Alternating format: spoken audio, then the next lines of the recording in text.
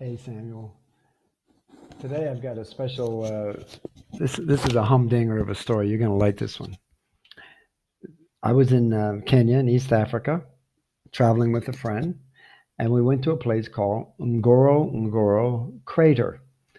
It's what used to be a huge mountain that was a volcano, and the top blew off many thousands of years ago, and it became a perfect place for wild animals to live, because it's very difficult to get down into.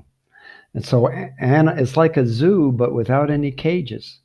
And animals can live in there, all different kinds of wild animals, just like they're in the jungle, and they never have to worry about getting hunted. There's even a village of Maasai people, the African tribe, that lives down in the village. And the lions don't bother them because the Maasai's can hunt the lion, so they can take care of themselves. So the lions leave them alone. But for the rest of us to go down into this Ngorongoro crater and to get close to these animals who are practically tame because nobody ever hunts them, it's very difficult for us to get in there. There's a very steep path that goes down the inside edge of the crater's edge, and that a regular car can't go down, only a Land Rover.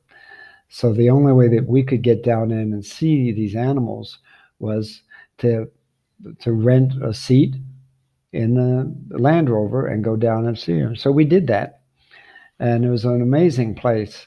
We could drive right up to next to the lions and stop and look at them, and the hyenas and the zebras and this big, you could barely even see the other side of the crater. It was so big.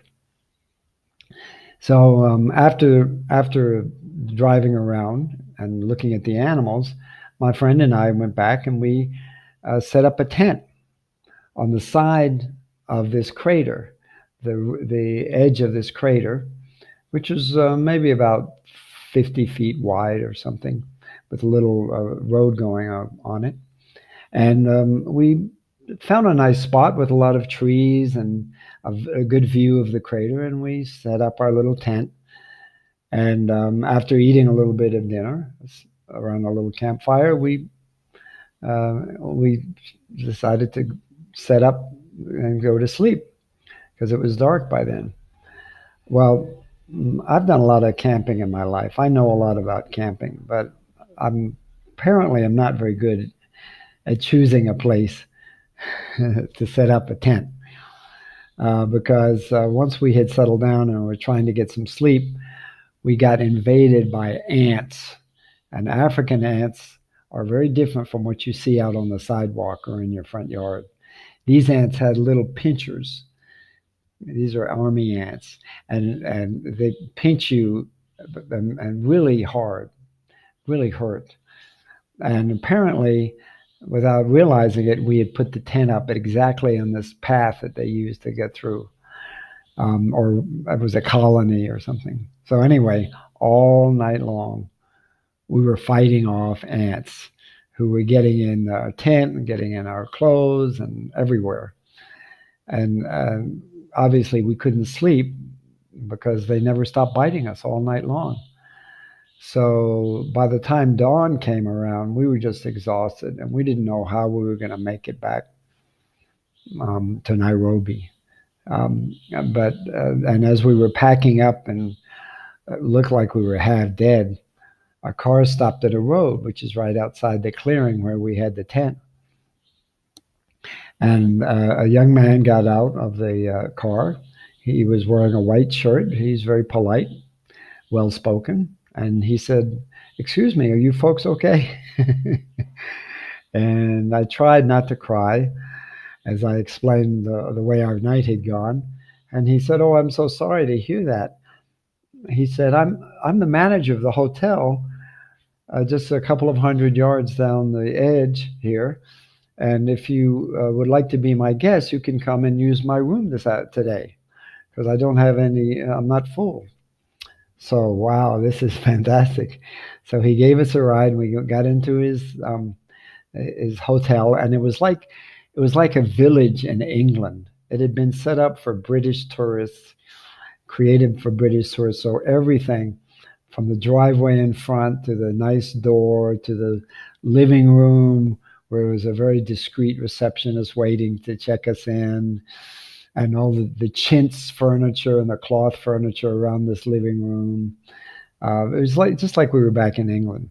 And they showed us down the hall to our room, and he showed us in. He said, "You're welcome to use this room for the rest of the day.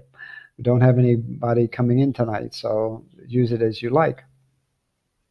Well, this was amazing. We looked around. It was a beautiful room with a huge window overlooking the crater and all the trees and the gardens of the hotel. And the bed, it was a nice big bed with a very thick mattress, and it felt like it was a goose down comforter on top. So we just kind of collapsed, and the sun was streaming into the room, onto the bed, and we just were immediately asleep. And about 3 or 4 hours later, there was a knock on the door, and it was an employee, a waiter, I guess, carrying a tray with a tea set on the tray. And this was the English custom of waking people up with a nice pot of tea.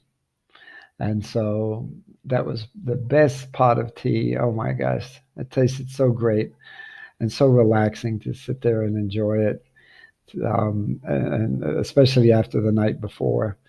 Look out at as the middle late afternoon, the colors were changing in the crater. We knew everything that was going on down in there. We were just floating way above this, almost in the clouds, and enjoying ourselves. And we did get another night, and we slept that night and left early the next morning. And so those were 2 nights on Ngorongoro Crater, um, from from the depths of hell to the almost like the clouds of heaven. It was an amazing experience. And as we left, we were very grateful and thankful to the young manager, and he had taught us something about Kuwait, which we'd never even heard of really before. And so it was just a wonderful 2 days, a very memorable 2 days. I hope you have some adventures like this before too long, Samuel. And meanwhile, give a lot of love to your mom and dad. And remember that your grandpa loves you, and that he has a lot of other stories he's getting ready to tell you. So take care of yourself, and we'll talk to you soon. Okay? Look forward to the next story. Bye.